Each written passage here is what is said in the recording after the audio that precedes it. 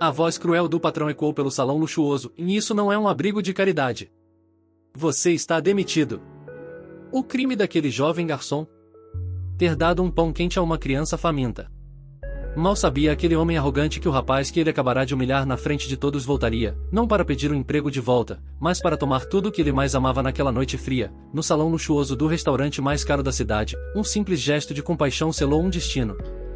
Quando o jovem garçom, de coração nobre, entregou um pão quente para uma criança faminta na porta dos fundos, a voz cruel de seu patrão ecoou como um trovão, e isso não é um abrigo de caridade.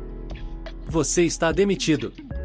Mal sabia aquele homem arrogante que o jovem que ele acabará de humilhar na frente de todos voltaria, não para pedir o emprego de volta, mas para tomar tudo o que ele mais amava.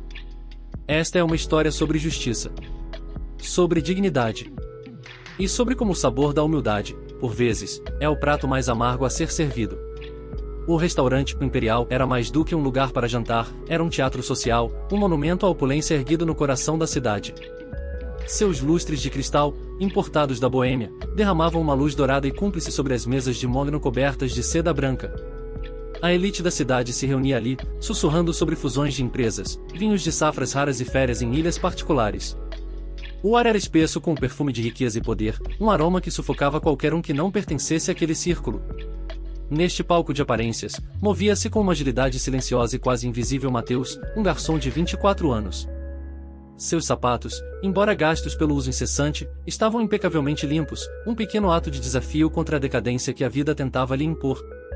Seu uniforme simples era seu escudo, sempre alinhado, um contraste gritante com a extravagância dos clientes que servia. Mateus não era apenas um garçom, ele era o pilar de sua pequena família.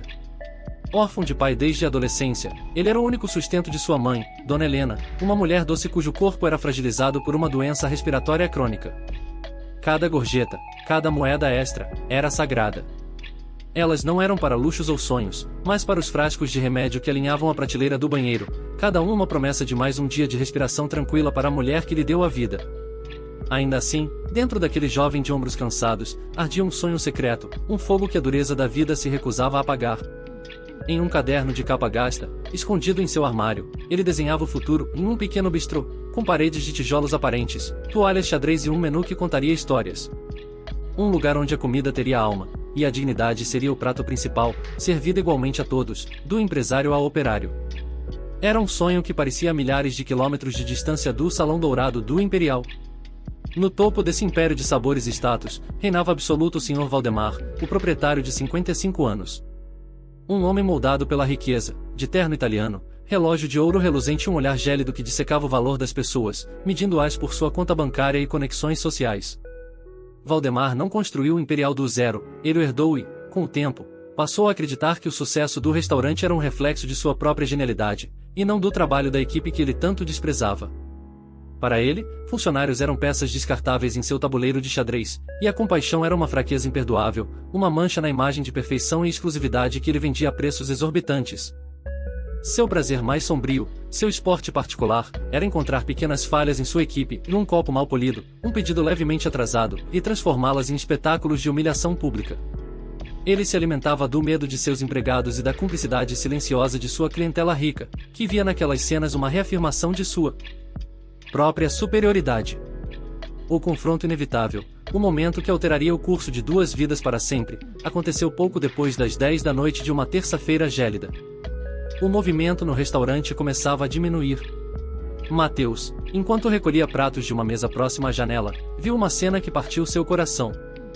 Um menino de rua, talvez com 7 ou 8 anos, estava encolhido de frio do lado de fora, com o rosto pressionado contra o vidro gelado.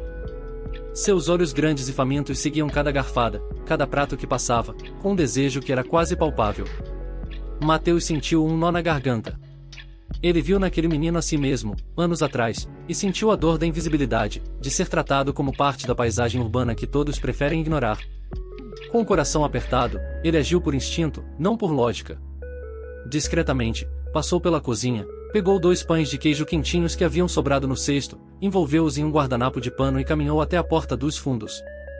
"Ei, garoto", sussurrou ele, abrindo a porta apenas o suficiente. "Pegue. Está quentinho." O menino, assustado, pegou os pães com as mãos trêmulas e deu um sorriso tão puro e grato que, por um instante, aqueceu a alma de Mateus. Foi nesse exato momento, nesse breve ato de humanidade, que a porta principal se abriu com violência. O Sr. Valdemar apareceu, com o rosto vermelho de fúria. Ele havia visto tudo pela câmera de segurança. "O que você pensa que está fazendo?" sua voz gritou, cortando o murmúrio elegante do salão. O silêncio caiu como uma guilhotina. Todas as conversas cessaram. Todos os olhares se voltaram para a cena. "Está roubando para dar aos mendigos? Minha comida não é para esse tipo de gente. Isso aqui é um restaurante de luxo, não um abrigo de caridade." A humilhação foi instantânea, pública e devastadora. Mateus ficou paralisado, com o guardanapo vazio nas mãos, exposto sob o olhar de dezenas de clientes. Alguns riram abertamente, deliciando-se com o drama. Outros desviaram o olhar, constrangidos, mas cúmplices em seu silêncio. Ninguém, absolutamente ninguém, interveio. "Pegue suas coisas e suma daqui agora", sentenciou Valdemar, aproximando-se de Mateus, com um sorriso de desprezo estampado no rosto. "Não quero gente como você manchando o nome do meu restaurante. Gente que não sabe o seu lugar." Mateus, com a dignidade que lhe restava, apenas assentiu. Ele não discutiu, não implorou. Caminhou até o vestiário, tirou o avental que vestira com tanto orgulho por 3 anos, dobrou cuidadosamente e o deixou sobre o banco. Ao sair pela porta dos fundos, a mesma por onde oferecerá ajuda minutos antes, ele lançou um último olhar para o salão. Seus olhos não encontraram os dos clientes, mas os do Sr. Valdemar. E naqueles olhos, por um breve segundo, não havia medo ou submissão. Havia uma chama fria de determinação, uma promessa silenciosa que Valdemar, em sua arrogância cega, foi completamente incapaz de enxergar. A caminhada de volta para casa naquela noite foi a mais longa e solitária da vida de Mateus. O frio cortante da rua não era nada comparado ao gelo que sentia em sua alma. Cada passo pelas ruas mal iluminadas de seu bairro era um peso, uma contagem regressiva para o momento em que teria que encarar sua mãe. Como ele explicaria que o dinheiro para os remédios do próximo mês havia desaparecido por causa de um ato de compaixão? Como traduziria a brutalidade daquela humilhação em palavras que ela pudesse suportar? O cheiro de derrota parecia impregnado em suas roupas. Ao abrir a porta de sua casa simples, o rangido familiar pareceu mais alto, mais acusador. Encontrou Dona Helena no sofá, sob a luz fraca de um abajur, com o tricô nas mãos e um sorriso cansado que se desfez no instante em que viu a expressão no rosto do filho. Ela olhou e soube, como só as mães sabem, que o mundo dele havia desabado. Ele não precisou dizer muito. As palavras saíram trêmulas, fragmentadas, carregadas de uma vergonha que o sufocava. Ele contou sobre o menino, o pão, os gritos, os olhares. Esperava uma bronca, talvez uma lágrima de desapontamento. Mas Dona Helena não o repreendeu. Ela largou o tricô, levantou-se com dificuldade, sentindo a pontada de dor nas costas, e o abraçou. Um abraço que era refúgio, que era perdão, que era tudo. Sentindo os tremores do corpo do filho, ela sussurrou em seu ouvido: "Você fez o que era certo, meu filho. A dignidade não tem preço, e a sua vale mais que qualquer emprego. O mundo pode ser cruel, mas ele não pode tirar quem você é por dentro." Os dias que se seguiram foram um mergulho lento e angustiante no desespero. Mateus, com o apoio silencioso da mãe, começou sua busca por um novo trabalho. Ele acordava cedo, vestia sua melhor roupa e saía com uma pasta cheia de currículos. Mas a influência venenosa do Sr. Valdemar era como uma praga invisível que o precedia. A história que se espalhou pelos círculos gastronômicos da cidade não era sobre compaixão, a versão distorcida que chegou aos ouvidos dos outros gerentes era sobre um garçom ladrão que roubava comida e tinha problemas de insubordinação. As portas se fechavam antes mesmo que ele pudesse abri-las. "Não temos vagas, deixe seu currículo, nós ligaremos, procuramos alguém com um perfil diferente." As recusas eram frias, os olhares, desconfiados. A pequena reserva de dinheiro que tinham se esgotou como areia entre os dedos. A saúde de sua mãe, sempre frágil, começou a piorar visivelmente. A falta de um dos remédios mais caros, que ele não pôde comprar, trouxe de volta as crises de tosse noturnas, a falta de ar, a fraqueza que aprendia a cama por dias. O som da tosse dela ecoava pela casa como um relógio, marcando o tempo que ele não tinha. O desespero os forçou a tomar decisões dolorosas. Primeiro, venderam a velha televisão, a única janela para o mundo que sua mãe tinha. Depois, as poucas joias de ouro, a aliança de casamento e um pequeno colar, as únicas lembranças físicas de seu falecido pai. Cada objeto vendido era um pedaço da história deles que se ia, trocado por algumas semanas de sobrevida. Em uma tarde cinzenta e chuvosa, no ponto mais baixo de sua vida, Mateus foi ao cemitério. Parado diante do túmulo simples de seu pai, ele deixou a chuva se misturar às lágrimas que finalmente se permitiu derramar. Ali, em silêncio, ele chorou a perda do emprego, a doença da mãe, a injustiça do mundo. E no meio daquela tempestade, externa e interna, ele fez uma promessa. Uma promessa ao pai, à mãe e a si mesmo. Ele não apenas sobreviveria, ele venceria. Ele oraria os ensinamentos de seu pai sobre trabalho duro, honestidade, acima de tudo, o respeito inegociável por cada ser humano. Ele sairia daquele cemitério não como uma vítima, mas como um guerreiro. A virada do destino, como muitas vezes acontece, não veio na forma de um milagre, mas de uma oportunidade modesta, quase invisível. Veio na forma de uma pequena lanchonete de bairro, a Esquina do Sabor, um lugar que ficava aberto até de madrugada, iluminado por uma luz de neon que piscava teimosamente. O lugar era simples, com um balcão de fórmica gasto e bancos de couro rasgados, mas o dono, um senhor japonês de 70 anos chamado Sr. Tanaka, tinha olhos que viam além das aparências, olhos que haviam testemunhado décadas de lutas e sonhos. Ele deu a Mateus a única vaga que tinha, em chapeiro no turno da noite. Sem perguntas sobre o passado, apenas um olhar que parecia dizer, em aqui, o que importa é o trabalho. Para Mateus, era um recomeço. Era a chance de se reerguer. Ele mergulhou no trabalho com uma energia e uma gratidão avassaladoras. Não se limitou a virar hambúrgueres na chapa quente. Nas horas vagas, reorganizou o estoque caótico, criou um sistema de controle para evitar desperdícios, sugeriu pequenas, mas geniais, mudanças no cardápio, como um molho especial que ele mesmo criou. E o mais importante, ele tratava cada cliente noturno, os motoristas de táxi cansados, os guardas noturnos solitários, os enfermeiros exaustos, com respeito e uma atenção que eles raramente recebiam. Ele lembrava seus nomes, seus pedidos preferidos, perguntava sobre suas famílias. Ele transformou a lanchonete em um pequeno oásis de humanidade na escuridão da noite. Sr. Tanaka, um homem de poucas palavras, mas de grande sabedoria, observava tudo em silêncio de seu pequeno escritório. Ele, que no passado fora um renomado chefe de cozinha em São Paulo, antes de uma tragédia familiar o fazer buscar o anonimato e a simplicidade, reconheceu em Mateus uma centelha rara, uma chama que ele pensava estar extinta.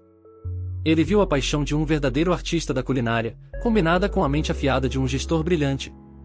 Certa madrugada, por volta das 4 da manhã, após o fechamento, Sr. Tanaka encontrou Mateus exausto, sentado em um dos bancos, mas ainda escrevendo furiosamente em seu velho caderno, sob a luz fraca da lanchonete. Com uma curiosidade genuína, ele perguntou o que era aquilo. Com hesitação, Mateus mostrou seu sonho. As páginas estavam repletas de receitas detalhadas, planos de negócio, desenhos da fachada de um pequeno bistrô, anotações sobre gestão de custos e filosofia de atendimento. O senhor japonês folheou as páginas com uma reverência silenciosa. Ele viu ali não apenas pratos, mas histórias. Viu a alma de um jovem que, apesar de todas as humilhações e dificuldades, se recusava a deixar de sonhar. Naquele momento, Sr. Tanaka viu a si mesmo, décadas mais jovem, e tomou a decisão que mudaria tudo.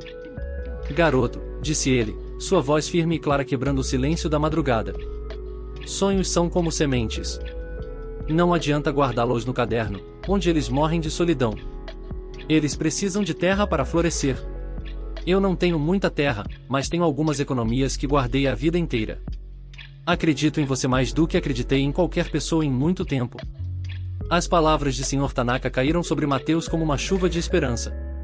Ele não estava oferecendo um emprego, estava oferecendo um futuro. Era o começo de uma nova história. A proposta do Sr. Tanaka não foi um impulso momentâneo, foi um investimento calculado no caráter e no talento que ele observara por meses. Ele decidiu investir todo o dinheiro que havia guardado para a aposentadoria, uma quantia modesta, mas significativa, no sonho de Mateus. A sociedade nasceu ali, naquela madrugada, selada não com um contrato formal, mas com um aperto de mãos firme e um olhar de confiança mútua. Eles começaram de forma humilde, estratégica. A lanchonete Esquina do Sabor se tornou a base de operações. Durante o dia, enquanto o local estava fechado, a cozinha se transformava em um laboratório de sabores. Ali, eles deram vida ao primeiro projeto, em um serviço de marmitas gourmet chamado Sabor e Dignidade. O nome, sugerido por Mateus, era uma declaração de princípios. Cada refeição seria preparada com a mesma excelência de um restaurante de luxo, mas entregue a um preço acessível. A divulgação foi feita com panfletos simples, impressos na gráfica do bairro, que Mateus distribuía pessoalmente nos prédios comerciais da região. Não havia marketing digital, nem influenciadores. A aposta era na qualidade do produto. E a aposta deu certo. A primeira semana foi tímida, com poucos pedidos. Mas a qualidade da comida era tão extraordinária, o cuidado na embalagem tão evidente, que o boca a boca se tornou uma força da natureza. Secretárias contavam para seus chefes, operários contavam para seus colegas. Em poucos meses, os pedidos explodiram. Eles precisaram contratar 2 ajudantes. Dona Helena, agora com os remédios em dia e a saúde restabelecida pela felicidade do filho, ajudava a etiquetar as embalagens com sua caligrafia elegante. Com os lucros das marmitas, eles deram o próximo passo. Alugaram um pequeno salão abandonado ao lado da lanchonete e, com as próprias mãos, reformaram o lugar. Pintaram as paredes, lixaram o piso de madeira, construíram as mesas. Nascia ali o Bistrô Girassol. O nome foi escolhido por Dona Helena, que dizia que o girassol, mesmo nos dias nublados, sempre se volta para a luz, assim como seu filho. O bistrô era a materialização do caderno de sonhos de Mateus em um lugar simples, mas incrivelmente acolhedor, onde cada prato contava uma história e cada cliente era tratado como um convidado de honra. Enquanto Mateus e Sr. Tanaka construíam seu pequeno império com base no respeito, na excelência e no trabalho duro, o castelo de cartas do Sr. Valdemar, o Imperial, começava a desmoronar. A arrogância de seu dono era um veneno lento que contaminava cada aspecto do negócio. Os melhores chefes e garçons, cansados das humilhações constantes e da atmosfera tóxica, pediram demissão em massa, muitos deles indo trabalhar para a concorrência. A qualidade da comida, antes impecável, despencou. O serviço, antes um primor, tornou-se desleixado e indiferente. Clientes fiéis, que antes toleravam o mau humor e os destemperos de Valdemar pela experiência gastronômica, pararam de frequentar o local. Ninguém queria pagar uma fortuna para ser maltratado. O restaurante, antes um símbolo de status e poder, tornou-se um fantasma de sua antiga glória. As mesas, antes disputadas com semanas de antecedência, agora ficavam vazias, testemunhas silenciosas da decadência. As críticas negativas se acumulavam nos sites de avaliação, com palavras como arrogante, decadente e prepotente se tornando sinônimos do nome imperial. Cego pelo orgulho, Valdemar se recusava a admitir seus erros. A culpa, para ele, era sempre dos outros, e da crise econômica, da concorrência desleal, dos funcionários ingratos. Ele se aprofundou em dívidas, fez empréstimos bancários com juros absurdos para manter as aparências. Vendeu um apartamento na praia, depois o carro importado. Mas era como tentar encher um balde furado. Finalmente, a realidade o atingiu com a força de um trem desgovernado e a falência era inevitável. O letreiro dourado, o Imperial, foi retirado em uma manhã cinzenta, um ato final que selou o fim de uma era. O ponto comercial, antes o mais cobiçado da cidade, foi colocado à venda por uma fração de seu valor real, como parte de um acordo para quitar as dívidas trabalhistas e com fornecedores. Para Mateus e Sr. Tanaka, a notícia chegou como um sussurro do destino. Era mais do que uma oportunidade de negócio, era um ato de justiça poética, a chance de fechar um ciclo de dor e transformá-lo em um novo começo. Com os lucros de seu agora próspero Bistrô Girassol e da operação de marmitas, eles tinham o capital necessário. A compra foi feita discretamente, através de um advogado de confiança, para que Valdemar não soubesse a identidade dos novos proprietários. Ele recebeu o dinheiro e assinou os papéis com a amargura de um rei exilado, sem fazer ideia de que estava entregando as chaves de seu antigo reino ao garçom que ele mesmo havia banido. Quando Mateus pisou pela primeira vez no salão do Imperial como seu novo dono, o lugar estava escuro, empoeirado e silencioso. Ele caminhou lentamente pelo espaço, tocando as mesas vazias, o balcão do bar. Ele se lembrou da noite de sua demissão, da sensação de ser pequeno e impotente naquele mesmo lugar. Mas agora, não havia mais dor. Havia apenas um sentimento de paz e propósito. Ele não estava ali para se vingar, mas para redimir aquele espaço, para transformá-lo de um palco de humilhação em um lar de acolhimento. Aquele lugar não seria mais sobre status. Seria sobre alma. Durante 3 meses intensos, o antigo Imperial passou por uma metamorfose completa. A reforma, liderada por Mateus e Sr. Tanaka, não foi apenas estética, mas conceitual. A decoração escura e intimidadora deu lugar a um ambiente claro, com madeira natural, plantas e uma grande janela que inundava o salão com luz. O nome na fachada, agora em letras elegantes e acolhedoras, anunciava a nova era, em Girassol, cozinha com alma. A política da casa, estampada em um pequeno quadro na entrada, era simples e direta e aqui, todos são bem-vindos. O respeito é o nosso principal ingrediente. A reabertura foi um sucesso estrondoso, aclamada pela crítica e abraçada pelo público, que buscava mais do que apenas comida, buscava uma experiência humana. Enquanto isso, Valdemar, agora um homem quebrado, sem dinheiro, sem prestígio e abandonado pela maioria dos amigos que antes frequentavam seu restaurante, passou semanas engolindo o orgulho e o desespero. Finalmente, sem mais opções, ele soube que o novo restaurante da moda, o Girassol, estava contratando o pessoal devido à alta demanda. Ele vestiu seu último terno decente, que agora parecia largo em seu corpo emagrecido pela preocupação, e foi até lá. Em sua mente, ele ainda se agarrava à ilusão de que sua experiência no ramo lhe garantiria uma vaga de gerência ou, no mínimo, como maitre. Ao entrar, ficou maravilhado com a transformação. O lugar estava vibrante, cheio de risadas, o aroma da comida era divino. Ele pediu para falar com o proprietário. Uma jovem e sorridente hostes o guiou por entre as mesas lotadas até uma porta nos fundos, o antigo escritório dele. A porta se abriu, e a cena que se revelou foi um golpe direto em sua alma. Sentado na cadeira de couro que um dia fora sua, analisando planilhas, estava Mateus. Não o garçom tímido e assustado, mas um homem sereno, confiante, com a postura de quem construiu seu próprio destino. O choque no rosto de Valdemar foi um espetáculo silencioso e terrível. A cor sumiu de sua face, suas mãos começaram a tremer incontrolavelmente. Ele abriu a boca, mas nenhum som saiu. Era como se o universo, com sua ironia implacável, estivesse rindo de sua desgraça. Senhor Valdemar, disse Mateus, com a voz calma, mas firme, sem um pingo de sarcasmo ou triunfo. Apenas uma neutralidade que era, de alguma forma, ainda mais devastadora. Fiquei sabendo que procura um emprego. É verdade? Gaguejando, o homem que um dia gritou, humilhou e demitiu sem piedade, apenas conseguiu assentir, a cabeça baixa. Ótimo, continuou Mateus, levantando-se e caminhando em sua direção. Temos uma vaga, se lhe interessar. O salário é justo, com todos os direitos garantidos por lei. O trabalho consiste em garantir que todas as mesas estejam perfeitamente limpas e que o chão do salão brilhe. O mesmo chão onde, um dia, o senhor me jogou fora. A humilhação era tão profunda, tão poeticamente desenhada, que Valdemar sentiu o peso de cada ato cruel, de cada palavra ríspida que já havia proferido, cair sobre ele como uma avalanche. Ele olhou ao redor, para as paredes que um dia foram suas, para o sucesso que poderia ter mantido se não fosse por sua própria arrogância. Sem ter para onde ir, sem nenhuma outra perspectiva na vida, ele aceitou. Sua primeira noite de trabalho foi um tormento psicológico. Vestido com um uniforme simples de limpeza, ele teve que passar com um pano e um balde por mesas onde estavam sentados antigos clientes, que o olhavam com uma mistura de pena, desprezo e uma mórbida satisfação. Cada sorriso irônico, cada cochicho, era uma faca em seu orgulho ferido.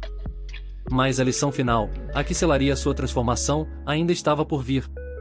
Por volta das 9 da noite, Mateus o chamou com um gesto. Valdemar, a mesa 7, no centro do salão, precisa de uma atenção especial. Os clientes são muito importantes para mim. Por favor, certifique-se de que tudo esteja impecável ao redor deles. Valdemar se aproximou com o material de limpeza, a cabeça baixa, e quando levantou os olhos, congelou. Sentada àquela mesa, com um vestido azul elegante, rindo e conversando animadamente com o Sr. Tanaka, estava a Dona Helena.